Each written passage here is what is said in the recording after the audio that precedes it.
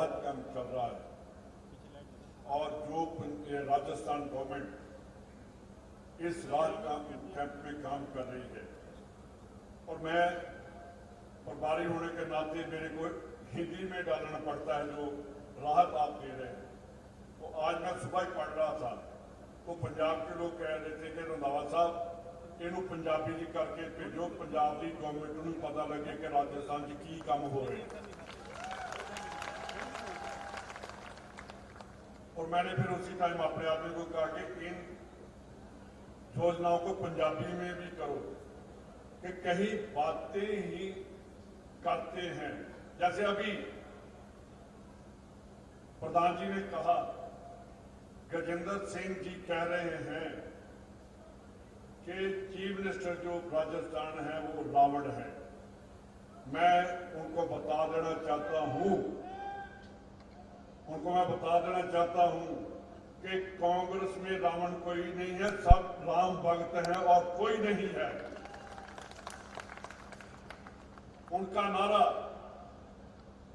सबसे पहले अगर आरएसएस के ऊपर बैन लगाया तो वो सरदार पटेल जो पहले होम मिनिस्टर हुए थे उन्होंने बैन लगाया। अगर किसी पार्टी का आजादी के बाद उन्होंने ये देखा कि जो देश की आजादी को नुकसान पहुंचा सकते हैं वो आरएसएस है, और गुजरात के ही रहने वाले सरदार पटेल उन्होंने आरएसएस के ऊपर बैन लगा दिया। आज मैं सीएम साहब के साथ अंदर नहीं गया, मैं बाहर जो वर्कर थे और जो दीवार के बाहर खड़े थे मैंने उनके साथ बात की।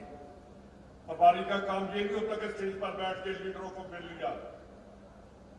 प्रभारी का काम है कि वर्कर की नब्ज को देखना कि कहां से बोल रहा है।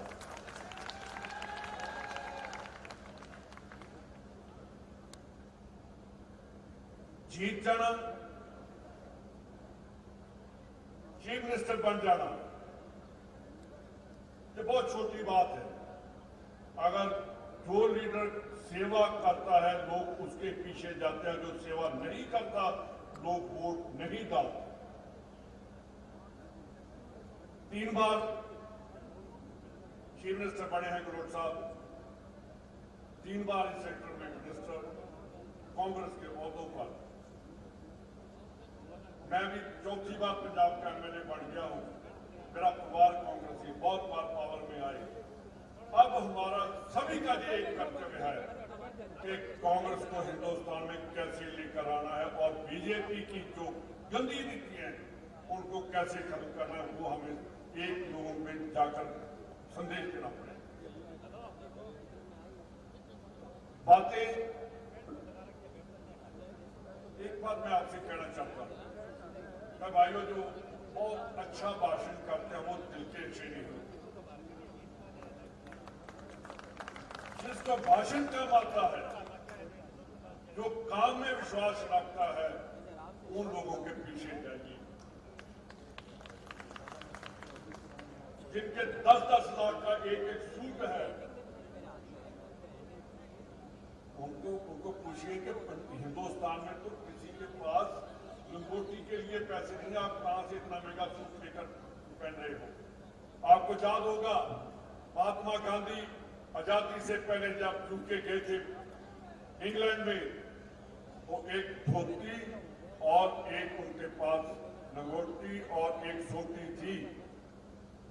तो उन्होंने कहा महारानी के जब पैलेस में गए, कहने लगे ऐसी ड्रेस में नहीं जाने देंगे। उन्होंने कहा था कि मेरे हिंदुस्तान की ये ड्रेस है, मेरे लोगों की ये ड्रेस है जिनके पास खाने के लिए नहीं है, पहनने के लिए नहीं है, और उनको सोटी का सहारा लेकर चलना पड़ता है।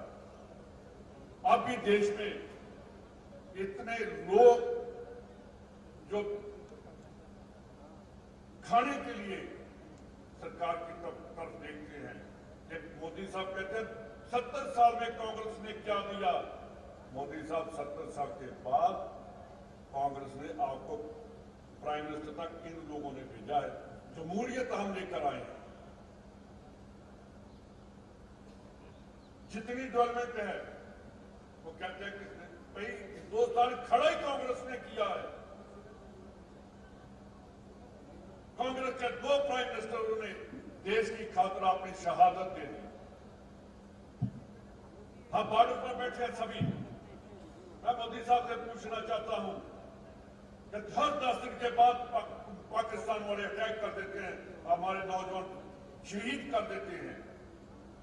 अभी आपने 10 दिन पहले 5 दिन पहले देखा है 5 शहीद पुंछ में शहीद हुए जवान, उनमें से 4 पंजाब के हैं और एक ऐसा बच्चा है जिसके बाप ने कारगिल में शहादत दी, उसी बेटे ने आज उस पुलिस में शहीदी प्राप्त की। ये हमसे कहते हैं कि कौन कैसी देशभक्ति क्या है। और देखो जिनके बच्चे तिरंगे में लिपट कर आते हैं उनको पता है देशभक्ति क्या है। बीजेपी नहीं समझ सकती।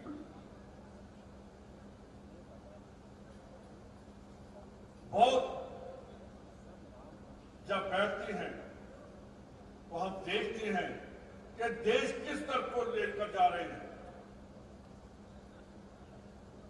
ये कहते हैं, और इन्होंने पूरा मैसेज नहीं डॉक्टर साहब ने देखा, कहने लगे जी गहलोत रावण है, कश्मीर में कहता है भारत माता की जय। भारत माता की जय कांग्रेस ने की है, हमेशा कांग्रेस ही भारत माता की जय करता है। मैं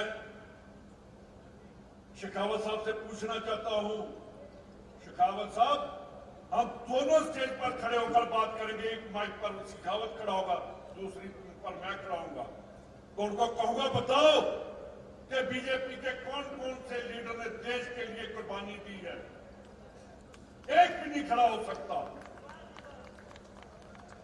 तो कांग्रेस की अगर बात करेंगे स्टेज पर बैठे तो सभी खड़े हो जाएंगे कि मेरे बाप ने, मेरे दादे ने, मेरे परदादे ने देश के लिए शहादत दिया, जेल गया।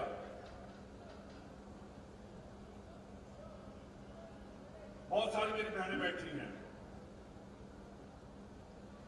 मोदी साहब का तो आज तक 15 लाख नहीं आया, झूठ बोल दिया 15 लाख आएगा, कहां गया। मैं भी अपने खाते में देखता हूं हर रोज कि मोदी साहब भेजेंगे, आप भी देखती हैं। कहां गए सिलेंडर, गहलोत साहब ने कर दिया 500 रुपए का सब्सिडी देकर कम कर दिया। कहां गई बिजली की बात, जहां इन्होंने कर दी। मैं बाहर दीवार के बाद सीएम साहब खड़ा था, तो लोगों के साथ बात कर रहे थे। उन्होंने कहा हमारा बिल कई दिन का आ रहे हैं, कह रहे हैं कि हमारा 0 बिल आ रहा है। यार ये राहत होती है। अब तो सब 1 मिनट सीएम साहब, मैं बाहर गंगानगर भी जब मेरे साथ प्रेसिडेंट साहब भी थे, और यहां भी एक लोगों की बहुत बड़ी डिमांड है, काले कानूनों के अगेंस्ट एमएसपी के लिए तकरीबन 15-16 महीने दिल्ली में लोग बैठे रहे कि हमें एमएसपी चाहिए, एमएसपी का कानून पास करो। 700 किसान वहां शहीद हो गए, एक के घर मोदी नहीं पहुंचा और मजबूरन उसे ये काले बिल वापस, तीनों ही वापस लेने पड़े। गंगानगर के किसान और जहां के किसान, इन्होंने मेरे साथ बात की कि हमारा 25 क्विंटल का सरसों का उन्होंने टीचा फिक्स कर दिया, इससे आगे नहीं खरीदेंगे। तो फिर एमएसपी कहां गई? गजेंद्र सिंह इसका जवाब क्यों नहीं देता? जो गेहूं आपकी कणक है, इसका क्यों कैप लगा दिया? आज मैं आपसे अपील करता हूं कि आज जाकर तोमर साहब से बात करिए और लेटर लिखिए कि जो आपने कहा है कि एमएसपी नहीं हटेगी, जितना लोगों का अनाज है वो आपको गवर्नमेंट ऑफ इंडिया को उठाना पड़ेगा। किसान को कभी ऊपर वाला बारिश डाल देता है, तब चला गया, अब मोदी ऊपर से गिर रहा है कि वो आपकी फसल ही नहीं खा रहा। तो मैं जो लास्ट तक बैठा है, मैं नारा लगाऊंगा, आप उसका जवाब देंगे, वो ही गजेंद्र सिंह को जवाब होगा कि देशभक्ति भारत माता किन में है, वो कांग्रेस में है, और जो सामने बैठे इनमें है। भारत माता की पूरी आवाज नहीं आई। विजेंद्र को वहां पंजाब में बैठा है जलंधर, वहां पहुंचनी चाहिए जलंधर में, वहां तो उनका चौथे पांचवें नंबर पर बीजेपी का नंबर आएगा। भारत माता की। अब उसको पता चलेगा कि राजस्थान में कांग्रेस झंडा है, वहां राम भक्त हैं, रावण पंजाब में बैठे हैं जो इलेक्शन लड़ रहे हैं। तो आपका बहुत बहुत धन्यवाद। जय हिंद।